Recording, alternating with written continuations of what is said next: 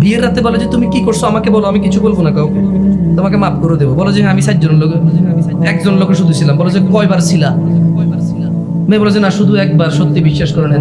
এরপর আবার মানে মেয়ের মা মেয়েকে ছেড়ে দিছে একা একা, একলা যায় একলা আসে, একলা যায় একলা আসে, ওলাদের সাথে পড়ালেখা করে।